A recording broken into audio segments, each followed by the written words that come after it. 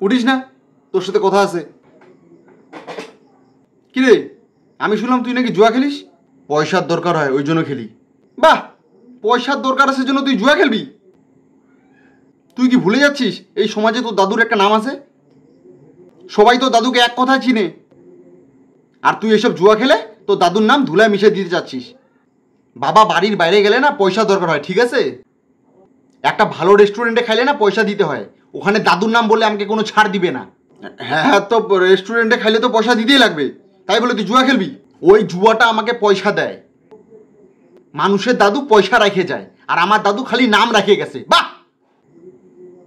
শালা বুড়া নিজের সব সম্পত্তি বেচে অ্যাশ করে মরে গেছে, আর আমি এখানে ভিক মাঙ্গে মরতেছি।